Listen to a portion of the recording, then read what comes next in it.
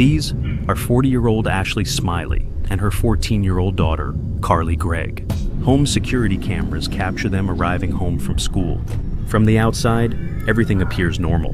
But what Ashley doesn't realize, her life is about to take a horrifying turn for the worse.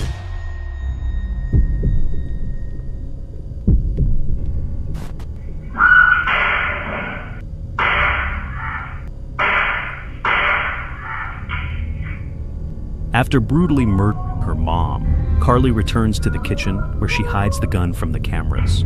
But this is just the beginning of her evil plan, because just an hour later, her stepfather comes home, unaware that Carly has been waiting for him. What's the location of your emergency? What's Hey, where's your wife at, bud? Where's your wife at? She's down on the floor in that room. She shot me in the neck. She ran into the backyard. I tried to follow her. She jumped the fence and ran.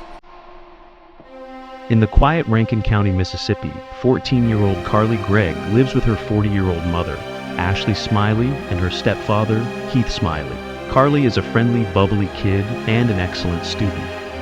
She was involved in a lot of extracurricular activities, had a lot of friends. She was just a very smart girl. Her mom is a beloved teacher at the very school Carly goes to. Students and parents adore her. She's known for her warmth, patience, and the way she treats every child like her own.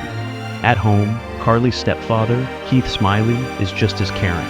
He's not her biological father, but the bond between them is strong, and he's always treated her like family. From the outside, it seems like Carly is living a picture-perfect life. But on March 19th, 2024, things take a disturbing turn for the worse when Rankin County dispatchers receive a terrifying 911 call. The caller on the line is Heath Smylie.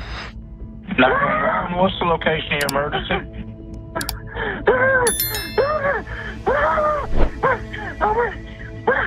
I'm at 214.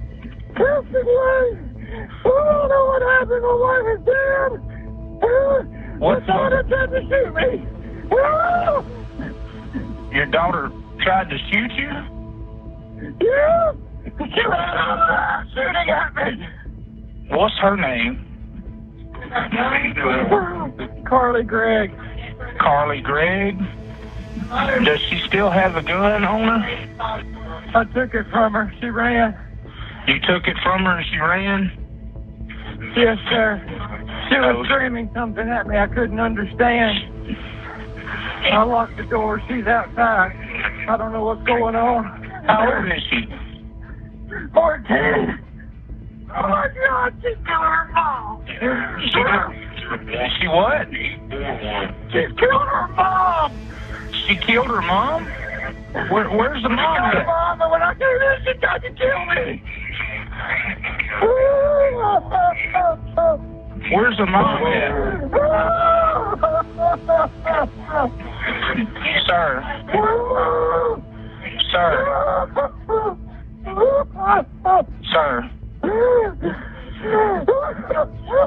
God, why? Okay, sir. Where's your wife? She's dead on the floor of my stepdaughter's room. First responders quickly arrive at the scene, where Heath Smylie opens the door for them. Sheriff's office!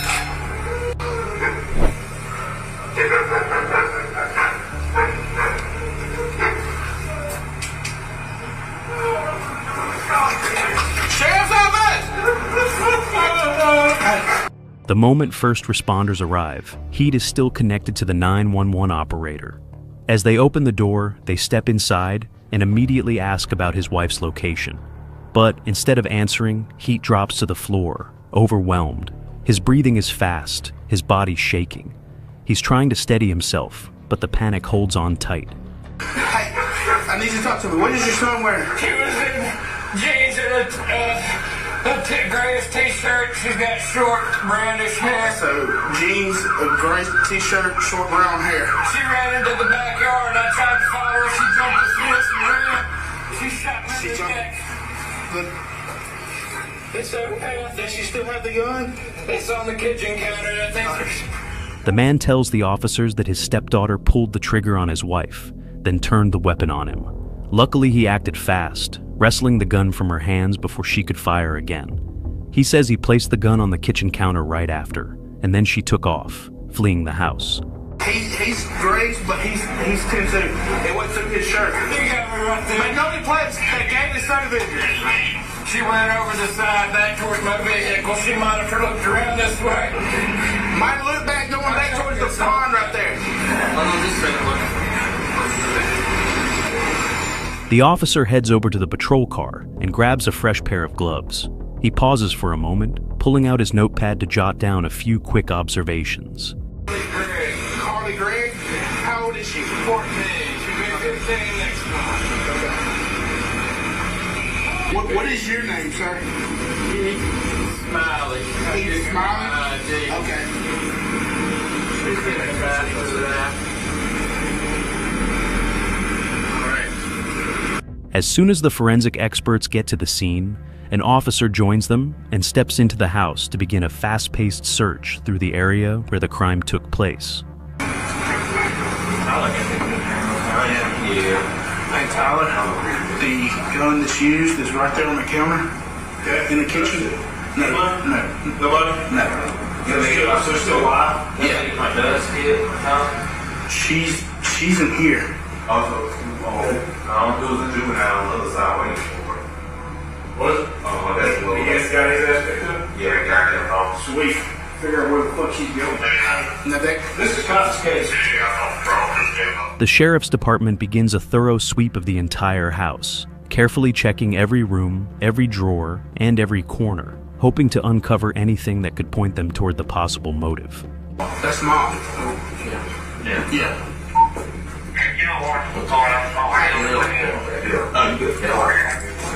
No, Mom and Dad both got it. Mom and Dad both what? Got hit. Okay. And Dad's got her through and through on the shoulder. He's already in the ambulance. So is the 14-year-old? Yeah, the 14-year-old. Where is that? No. Yeah, I found that out on the way you got it. Yeah. It's 40 years old. Officers are stunned by the scene inside the house. In Carly's bedroom, Ashley Smylie lies unresponsive, having been shot 3 times, bullets striking her face and chin. In the meantime, other officers continue their search for Carly. As one of them happens to be driving down a nearby road, out of the corner of his eye, he spots a young girl who matches Carly's description. He pulls over and steps out to speak with her. He asks if she has anything to do with the shooting. To his surprise, she quietly says yes. Wasting no time, the officer places her in handcuffs and guides her into the back of his patrol car. He then informs his colleagues, who quickly arrive. I got her handcuffed. Actually, look. Let me step out real quick for me. Alright. Hey, so what I'm gonna do is I'm gonna move them around to the front of you, okay? I'm gonna move the handcuffs around to the front of you. Okay. Alright. Alright, so what we're going to do here is we're going to swab your hands, okay? Right. And I'll ask you a bunch of questions, but obviously you fired with a pistol, correct? The officers sprinkle a special powder over her hands, searching for traces that might reveal if she recently fired a gun, since the weapon used in the crime is, in fact, a firearm. Alright, look. I need you to hold your hand out like this. I'm going to do your right hand first, okay? That's your right hand. Just do it like that.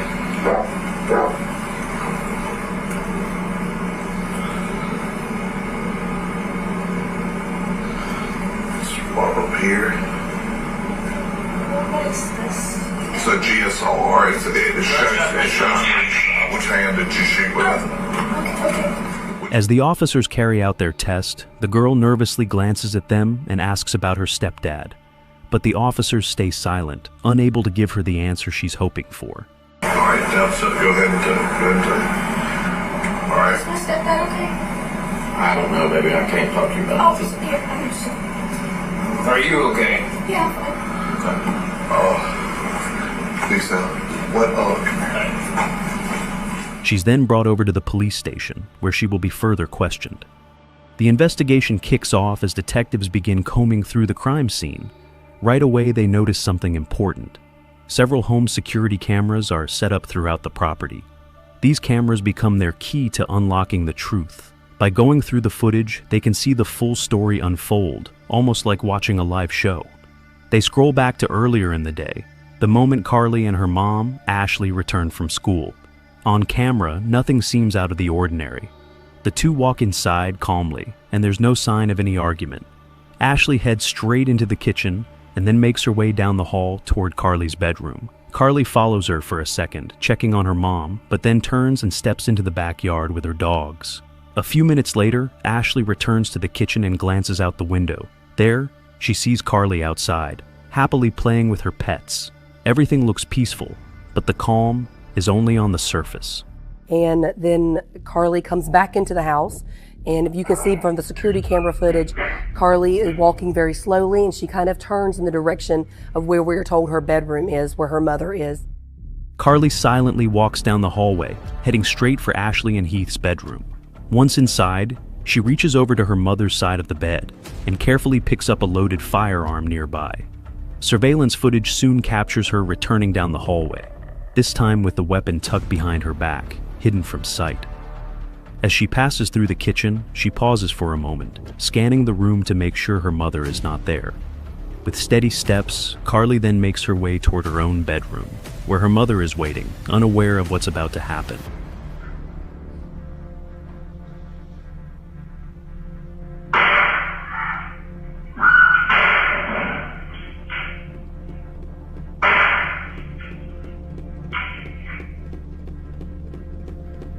Just moments after firing 3 shots at her mother, Carly walks into the kitchen and grabs the phone lying on the counter. Calmly, she opens a text and writes to her stepfather, posing as her mom. Her message is simple, asking when he plans to return. It's as if she's trying to lure him back, possibly with a dark plan in mind. His reply comes soon after. He tells her he'll be staying out a little longer and will head home later. Unknowingly, he may have just delayed a tragic fate. And the fact that she was so manipulative in thinking to use the words, honey, when are you going to be home, to set up her stepfather, Heath, to arrive at the home, where apparently she planned to kill him as well. Moments later, she sends another text, this time to a school friend, asking him to come over and look at her mom's lifeless body. Not stopping there, she video calls several classmates. Some of them, clearly shaken, ask if they should contact emergency services. But she firmly tells them no, saying that's not an option. Then, as if caught in a strange moment, she hums a short tune, just a few notes, before turning and heading into the room.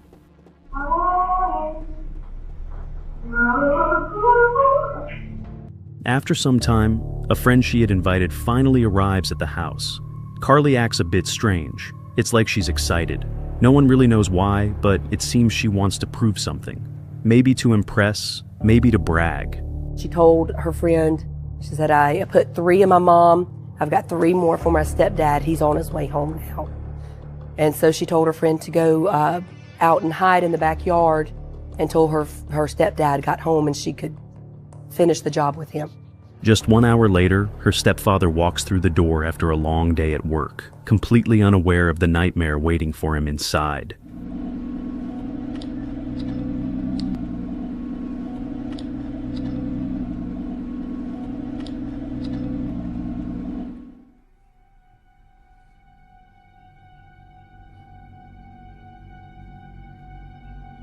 He steps out of the car and heads toward the front door, unaware of what's waiting inside.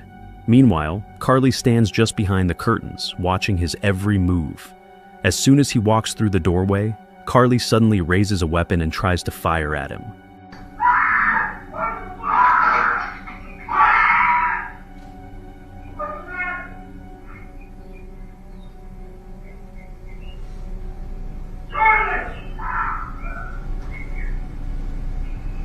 Carly pulls the trigger and hits his shoulder, but he quickly grabs the gun from her hands. Without hesitating, she leaps over a nearby fence and bolts down the street. Her friend takes off right behind her, and every second of the action is caught on camera.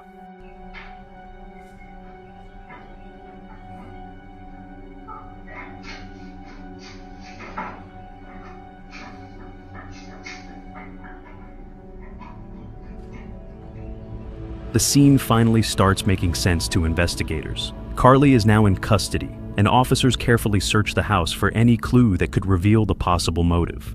Why would a girl like Carly, known for being respectful, kind, and a top student, suddenly try to harm the people who loved her? Her close friends begin to open up. Bit by bit, they share something that happened earlier that same day. Something unsettling. The detectives realize there might be more beneath the surface than anyone expected. And what they uncover begins to shift the entire investigation in a chilling new direction. According to those close to her, Ashley discovered that her daughter Carly has been secretly vaping and using marijuana on a regular basis. Surprisingly, Ashley didn't lash out in anger. She simply felt deeply let down. Some believe that Carly might have acted out after catching her mother going through her belongings, but that alone doesn't explain everything that follows. Detectives also discover a letter Carly wrote the year before. When read today, that note seems to carry subtle signs of emotional struggle, maybe even early signs of mental health issues. Carly Gregg's struggles seem rooted in a tense and emotionally draining relationship with her mother. From what Carly described, her home environment was filled with misunderstandings and emotional outbursts. She describes a moment one afternoon when her mother lashed out at her over what seemed like a small and possibly unconscious behavior. Later, when reflecting on the situation, Carly was harsh on herself. She worried that she came across as moody or uncaring, overthinking every word she had said.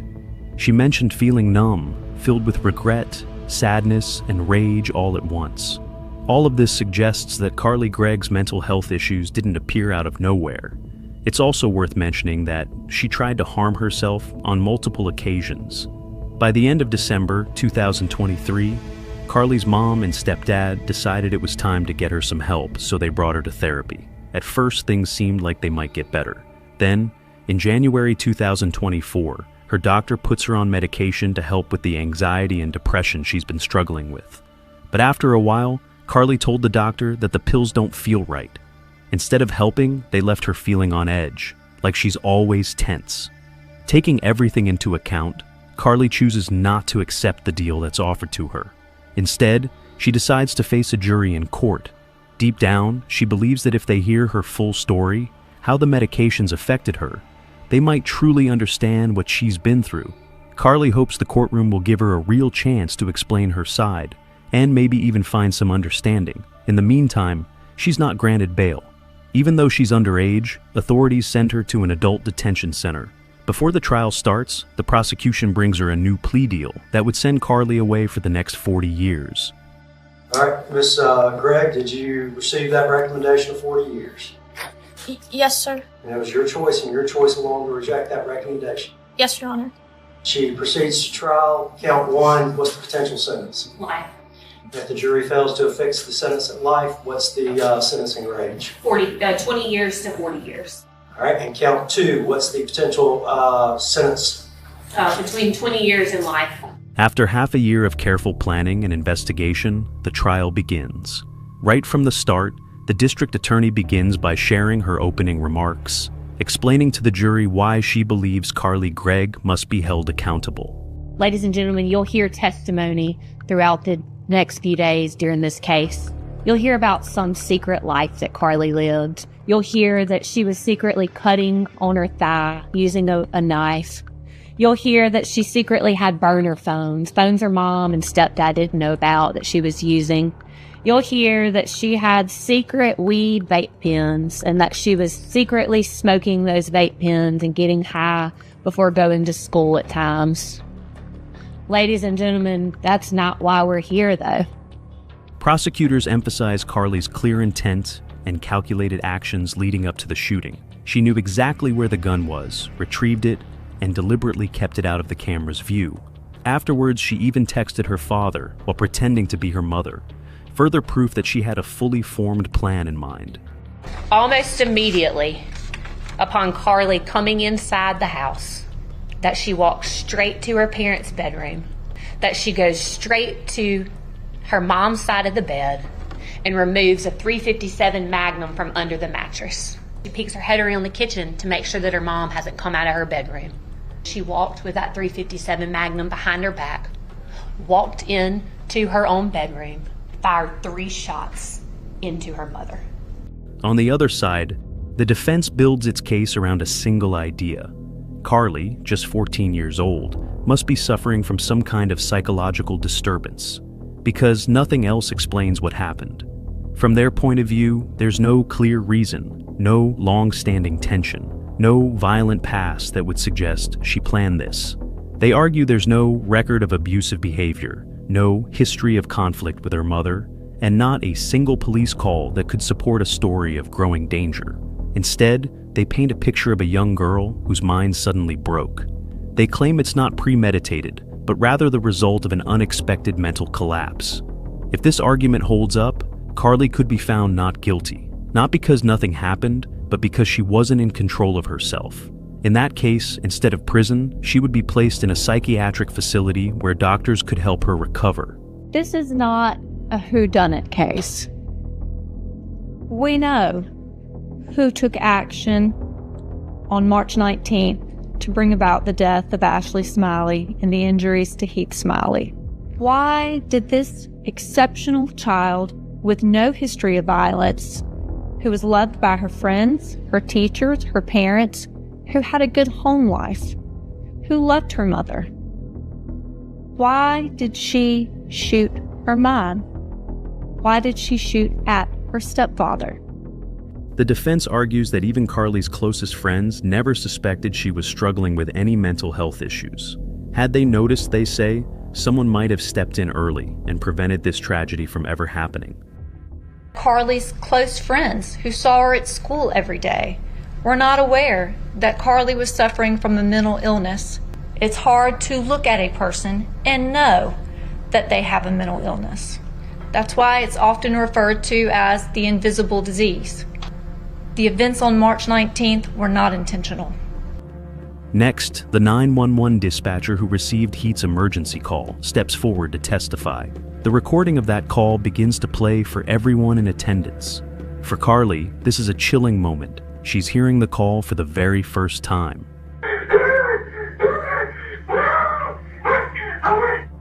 What's your wife at? What's in that room?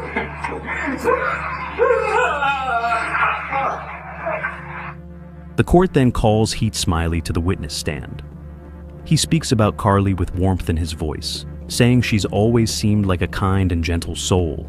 According to him, it's hard to imagine her being involved in anything this serious. In all the time that you've known Carly, would you describe her as callous? No. Would you describe her as calculating? No, except with math. Would you describe her as diabolical? No. How would you describe Carly? She's just a sweet little girl ever since I've known her. From the moment Carly first met her stepdad, a strong bond began to grow between them. Over time, their connection only deepened. Wanting to show how much she cares, Carly decided to write him a letter for Father's Day. In it, she thanks him for being there, for all the kindness he's shown, and for the way he's treated her like his own.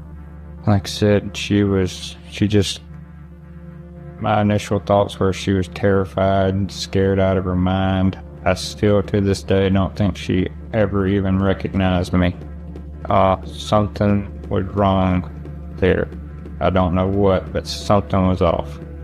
He explains that when Carly fired the gun and hit him in the shoulder, he managed to wrestle the weapon out of her hands. At first, he was in shock, not from the pain, but from confusion. Carly was in tears, clearly panicked, and he started to believe that she didn't mean to hurt him. In his mind, there must have been someone else in the house, someone who scared her into doing this. With the gun in his hands, he began searching room to room, convinced that an intruder was still lurking somewhere nearby. Following this, he recalls a troubling incident when Carly brought a knife to school, an act that led to her temporary transfer to another school. Both he and Ashley were aware that Carly had been self-harming, and they sought help by taking her to a therapist. And you don't have any personal knowledge about any medication that was prescribed, do you? She had been taking one a day. Ashley would have her go get it and make sure she was taking the whatever it was, one a day or whatever. She kept an eye on that. Right after Heath Smylie finishes his statement, Carly's former psychiatrist steps up to the stand. He's been brought in to explain Carly's mental state, and what he reveals could change everything. Was there a period of time in which Carly's mental health issues began to be more significant? Yes. Can you tell us about that? So beginning from around the age of 9 or so, what Carly reported was that she began to feel depressed, that the auditory hallucinations, meaning that she was hearing voices, that those continued, that these experiences of feeling like the world wasn't real continued. The defense team turns attention to Carly's troubled mind, a key part of the defense's argument. According to a psychiatrist, Carly may have been struggling with serious mental health challenges for a long time. These issues, the expert explains, could be rooted in heartbreaking moments from her past, like the painful loss of her little sibling and the emotional impact of her parents' divorce. The defense leans heavily on this explanation, hoping the court will understand just how deeply Carly's past may have affected her actions. And as I understand it, she'd been cutting herself for about 2 years, so starting around the age of 12, that she would, on a fairly regular basis, make superficial cuts on her thighs as a way to help manage her anxiety and distress. So writing on March 12th, Tuesday, she writes, "I think I had a psychotic break earlier. The whole ordeal was quite silly. I actually spoke with one of the voices in my head." He opens Carly's journal and begins to read. The entry is from just a week before the shooting. In her own handwriting, Carly describes hearing strange voices that no one else seems to notice. She goes on to say that she's been feeling empty inside, like her emotions have been shut off. She wonders if the pills she's been given for her anxiety might be the cause. That they were becoming more urgent, more prominent, and she was beginning to worry that they were taking over for her. Now, she told me that the only thing the voices said to her were things that were kind of elitist, like, "You're better than those people." Like, that's the only thing she told me they said. To wrap up, the psychiatrist is asked whether he believes Carly was mentally capable of distinguishing right from wrong at the time of the shooting, and to explain the overall state of her mind. I think Carly has a much more severe psychiatric illness than anybody realized. Do you believe that Carly was able to understand the nature of her conduct and appreciate the difference between right and wrong at the time this incident occurred on March 19th? I don't think so. But this is only one psychiatrist's opinion. One expert suggests that her sudden breakdown could be linked to the medications she's taking, but others strongly disagree. They argue that the amount she's prescribed simply isn't enough to trigger such a reaction. I highly doubt and do not believe that Carly has bipolar disorder. There's a lot of things in these journals, and some of them are concerning. She says, what do I believe? And she writes these tenets down, and one of them says, it's okay to be evil. There is no God. Heaven and hell are fake. Love is important. You don't need family. Writing your own destiny with a check mark beside it. The words found in her journal raise serious concern. They offer a glimpse into the thoughts she holds before everything unfolds. As the statement wraps up, the state's forensic psychiatrist shares his final conclusion. So my opinion is that Carly does not meet Mississippi's standard for insanity at the time of the offense, and that she knew the nature, quality, and wrongfulness of her actions during that day. At last, the courtroom falls silent as the trial comes to an end. Carly Gregg, just 15 years old, stands before the jury. They're about to announce their final decision. Verdict of the jury is count 1. We, the jury, find the defendant, Carly Madison Gregg, guilty of first-degree murder as charged in the indictment. Count 2. We, the jury, find the defendant, Carly Madison Gregg, guilty of attempted murder as charged in the indictment. Count 3. We, the jury, find the defendant, Carly Madison Gregg, guilty of tampering with evidence as charged in the indictment. Please be seated, Ms. Gregg. The jury finds her guilty on every count. The judge then sentences her to spend the rest of her life behind bars, with no chance of parole. She's currently staying in a secure facility meant for young people who have committed violent crimes. This place is strictly guarded, and only juveniles with serious offenses are held there. As soon as she reaches the age of 18, she will be transferred to an adult prison facility. And that's the story, based on the evidence in public record. But in cases like this, the real truth is often darker than it looks. This is Justice Stories, real crime, real investigations. Subscribe, and I'll see you in the next case.